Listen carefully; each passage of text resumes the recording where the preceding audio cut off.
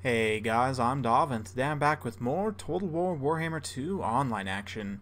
We're here with Boris Todbringer, going to be taking a look at a tournament replay from Lore Master of Sotek, where he is taking the Empire up against the Dwarfs, led by Arkan the Black.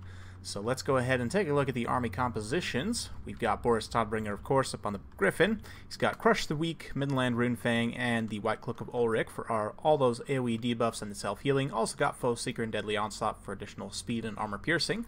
We've also got a Grey Wizard here. Let's go ahead and take a look at the spell loadout. Enfeebling Foe, Penumbral Pendulum, and Withering, all very good choices against the Dawi.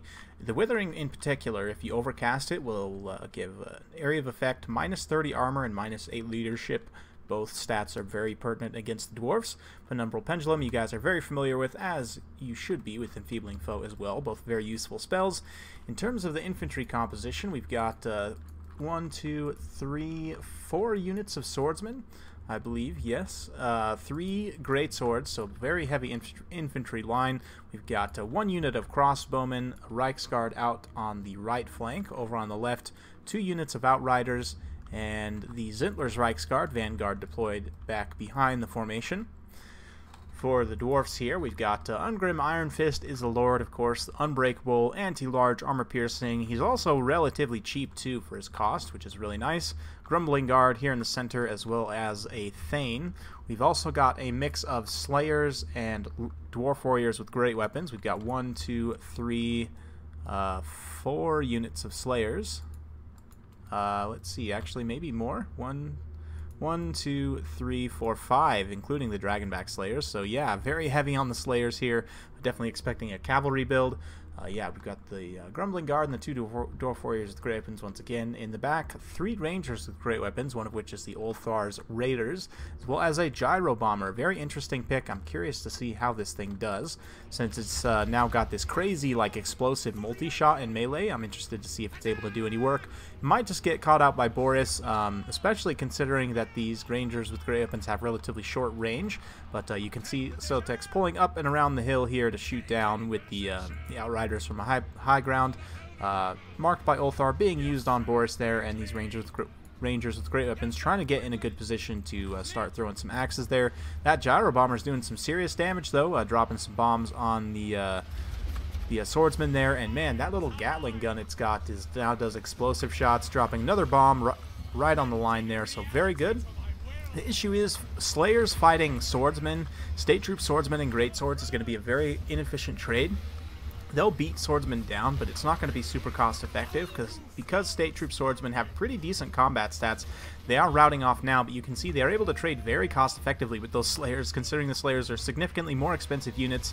That being said, the lines are being swarmed by Slayers left and right. The Reichsguard are obviously going to have to be careful as where they come in, but both have found their way into the back line here, breaking 1 unit of Rangers. Boris also coming down onto the ground here to deal some terror. Looks like there are going to be some Slayers switching on, and this huge Dwarf Death Blob coming this way. Looks like he's going to hold them in place with the Zintler's Reichsguard while Boris escapes. Also pulling back away with these other Reichsguard, and probably want to be pulling in with those great swords. Looks like that's exactly what he's going to be doing there. That Gyro Bomber taking a lot of damage from those Outriders, so just a moment of missed micro there from the Dwarf player, and that thing's taken a ton of damage. And now that it's routing, Boris is going to be able to fly in an intercept pattern and hopefully get right on top of it. It looks like he's right there, so probably we'll be able to get an attack animation or 2 at the very least. And yep, 1 or 2 attack animations should be able to take that Gyro Bomber down. Looks like it's shattered now. Boris is taking some damage from those Ulthar's Raiders, but unfortunately, they just don't have the stopping power at this point to take him down, I don't think. The balance power is still relatively close. Boris coming down onto the ground to help deal with some of those Slayers. A lot of the Empire infantry, though, is relatively tattered. We've got Slayers running rampant in the back line, just chasing down those crossbowmen and annihilating them. Some Reichsguard over here, not being micro, just kind of chilling at the moment, but a beautiful Penumbral Pendulum incoming on these Slayers. Going to be scything right down that line there. The Slayer King himself. So doing some nice damage, and honestly, these Dragonback Slayers are going to be the biggest worry at this point. There's still 55 of them out of 60. They've got over 60% of their HP left as well, so going to be very dangerous. Likewise, these Rangers with great weapons, although they are very tattered, still can put out a lot of damage. Boris getting right down on top of them, and the fact that they're kind of stacked on top of each other is going to work against the Dwarf player in this case. because he's going to have to then reposition both of them. That being said, Boris wants to get the heck out of here. These Dragonback Slayers are chasing. You can see him getting back up in the air and, yeah, getting right up out of range. And this is my biggest issue with the Rangers with great weapons, is they just don't have long enough range. But you can see the Grumbling Guard here getting chased by great swords, and Swordsmen here are going to also be intercepted by Boris. So a pretty tough situation for the dwarfs, getting a high value unit like this caught out of position. Boris is going to come in here and do a ton of armor-piercing damage, and the support of the State Troop Swordsmen and the Great Swords will be helpful here as well, particularly the Great Swords, of course, with their anti-infantry armor-piercing. You can see a lot of the dwarf forces trying to rally here, but the Reiksguard coming through.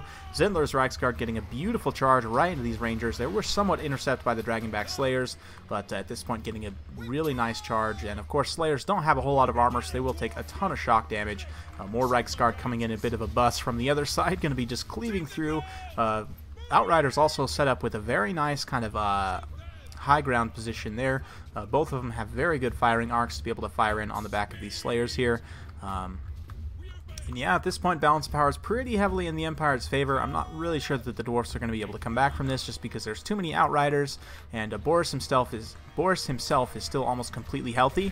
It's just a matter of taking out the Dawi leadership now. So you can see, to that effect, Boris has come down to the ground. They are the Dragonback Slayers here, so a little bit risky. You can see them karate kicking his Griffin in the face, but with the help of the missile units here, and of course his own regeneration, he should be able to stand in this pocket and get some good work done on the Thane. You can see the Thane is terrified, but he does want to get the heck out of here. If Ungrim gets a hold of him and is able to down him, it may bring things back, but you can see Reiksguard coming back here, getting a really nice charge on the unbraced Grumbling Guard here,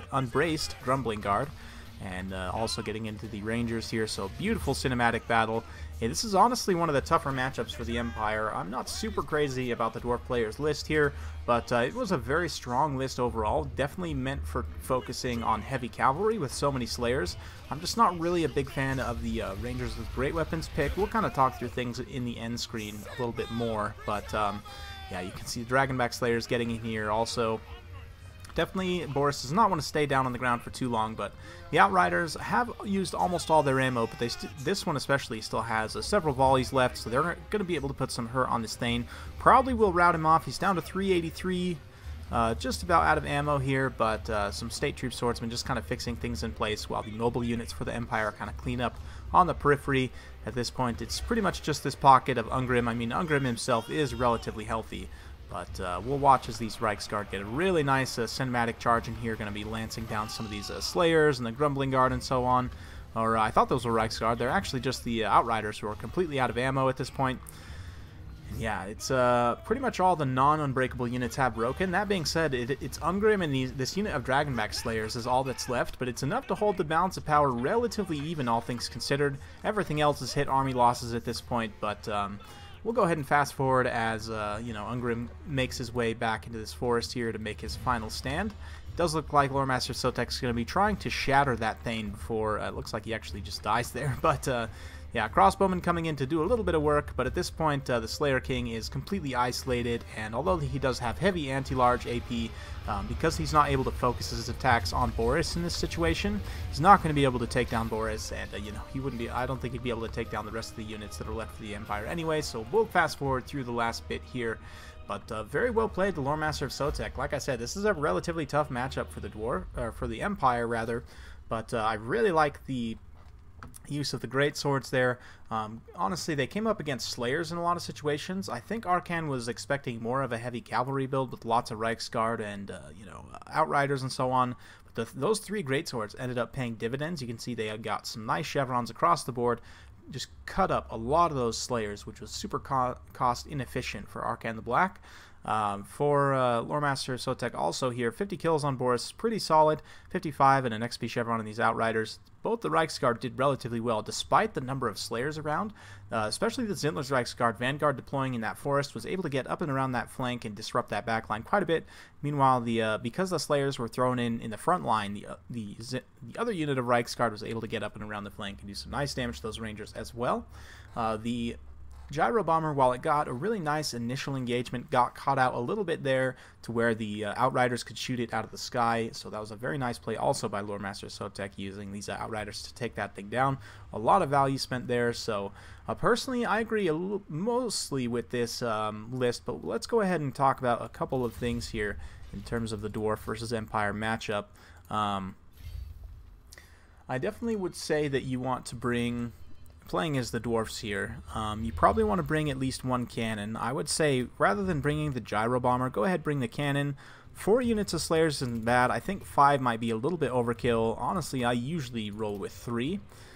Personally, I like the Bugman's Rangers quite a bit in this matchup, in almost any matchup to be honest, but the reason being they have charge defense against large, so if a unit of Reichsguard or something like that gets into the back line, as long as they're facing the Cav or whatever large unit and braced, they'll negate a lot of that charge bonus and won't take as much impact damage. They have longer range. Granted, they don't have as good of AP values, but because they have that longer range, they have the regeneration as well, and just solid combat stats overall. They can keep up that sustained focus fire. I do like the pick of Ungrim Iron Fist. I would probably honestly just cut everything on him unless you really want the Axe of Dargo. That can be useful sometimes, but let's say for the sake of this one, we'll go ahead and cut it.